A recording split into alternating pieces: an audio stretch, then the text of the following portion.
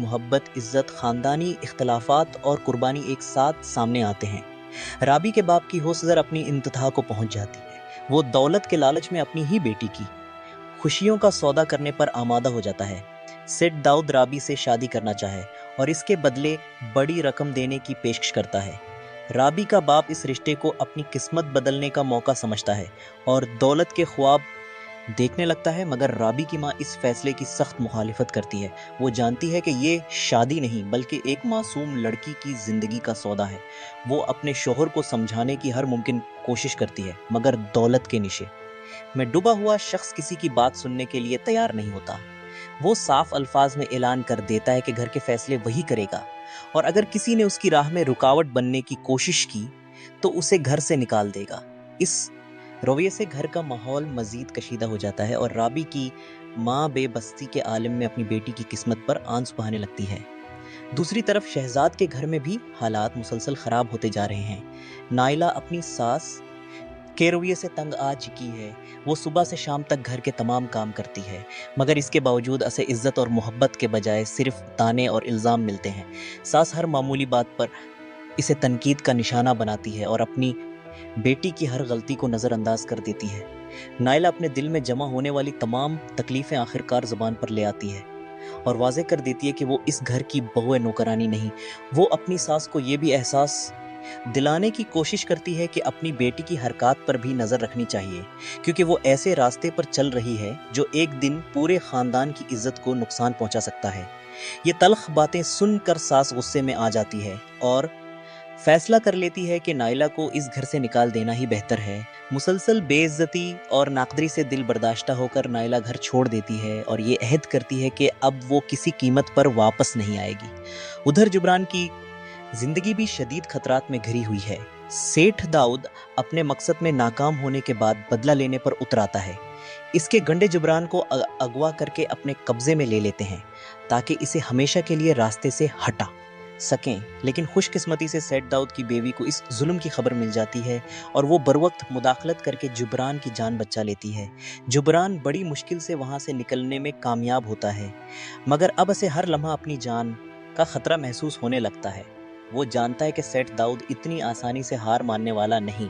رابی جب جبران کی حالت دیکھتی ہے تو خود کو اس تمام صورتحال کا ذمہ دار سمجھنے لگتی۔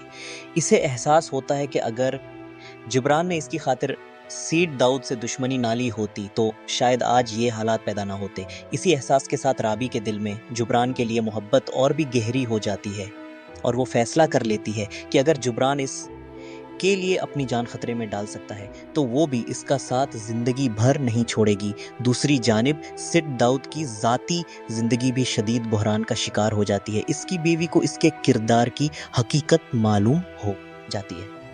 وہ جان جاتی ہے کہ اس کا شوہر ایک غریب لڑکی کے پیچھے پڑا ہوا تھا اور اس نے ایک بے گناہ ٹیکسی ڈرائیور کو بھی اغوا کروایا۔ سیٹ داؤد لاکھ صفائیاں دینے کی کوشش کرتا ہے، مگر اس کی بیوی اب اس پر یقین کرنے کے لیے تیار نہیں ہوتی۔ وہ اسے بتاتی ہے کہ اس نے اس پر اندھا اعتماد کیا، اسے عزت دی، اختیار دیا، مگر اس نے ہر اعتماد کو توڑ دیا۔ آخر کار وہ فیصلہ کرتی ہے کہ سیٹ داؤد سے تمام اختیارات واپس لیے جائیں گے تاکہ وہ مزید کسی کی زندگی برباد نہ کر سکے۔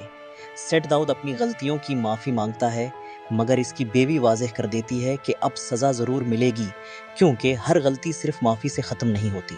ادھر شہزاد جب گھر واپس آتا ہے تو اسے معلوم ہوتا ہے کہ نائلہ گھر چھوڑ کر جا چکی ہے۔ وہ اپنی ماں سے سخت ناراض ہوتا ہے اور برسوں سے دل میں چھپی ہوئی باتیں کھل کر بیان کر دیتا ہے۔ وہ اپنی ماں کو احساس دلاتا ہے کہ نائلہ اس گھر میں صبح سے رات تک کام کرتی رہی، مگر کبھی اسے عزت نہیں ملی۔ وہ کہتا ہے کہ ایک طرف وہ اپنی بیوی کے ساتھ ہونے والی زیادتی برداشت کرتا رہا اور دوسری طرف ملازمت کر کے پورے گھر کے اخراجات بھی اٹھاتا رہا، مگر اب مزید خاموش نہیں رہ سکتا۔ شہزاد اعلان کرتا ہے کہ وہ نائلہ کو واپس لائے گا کیونکہ وہ اس کی بیوی ہے، اس گھر کی بہو ہے اور اسے عزت دینا ہر کسی کی ذمہ داری ہے۔ ساتھ ہی وہ اپنی بہن کے غلط تعلقات کی طرف بھی اشارہ کرتا ہے اور اپنی ماں کو خبردار کرتا ہے کہ اگر وقت پر اس کی اصلاح نہ کی گئی تو نتائج بہت خطرناک ہوں گے۔ شہزاد کی یہ باتیں سن کر اس کی ماں شدید صدمے میں آ جاتی ہے، کیونکہ اسے پہلی بار احساس ہوتا ہے کہ اس کا بیٹا اب اندھی فرمان برداری کے بجائے حق کا ساتھ دینے لگا ہے۔ कहानी का सबसे जज्बाती मंजर इस वक्त सामने आता है जब राबी अपनी माँ को बताती है कि वो सेठ दाऊद से हरगज शादी नहीं करेगी। वो साफ अल्फाज में ऐलान करती है कि इसने अपनी जिंदगी का फैसला खुद कर लिया है और वो सिर्फ जुबरान से शादी करेगी। इब्तदा में इसकी माँ हैरान रह जाती है क्योंकि जुबरान एक आम टैक्सी ड्राइवर है, मगर राबी इसे समझाती है कि असल दौलत इंसान का किरदार और मोहब्बत होती है, न कि पैसा। वो बताती है कि इसने अपनी ज़िंदगी में हज़ारों लोगों को देखा, मगर जुबरान जैसा सच्चा, बावफा और खुददार इंसान कभी नहीं मिला। वो यकीन दिलाती है कि अगर इसकी शादी सेठ दाऊद से हो भी गई तो वो कभी खुश नहीं रह सकेगी, जबकि जुबरान के साथ वो इज्जत और सुकून की ज़िंदगी गुजार सकती है। अपनी बेटी की आंखों में सच्ची मोहब्बत देखकर माँ का दिल पिघल जाता है और वो फैसला करती है कि चाहे पूरी दुनिया मुखालिफत करे, वो अपनी बेटी का साथ देगी और इसकी शादी जबरान से ही करवाएगी। इसके नज़दीक इज्जत की 2 वक्त की रोटी किसी भी दौलतमंद महल से कहीं ज़्यादा कीमती है।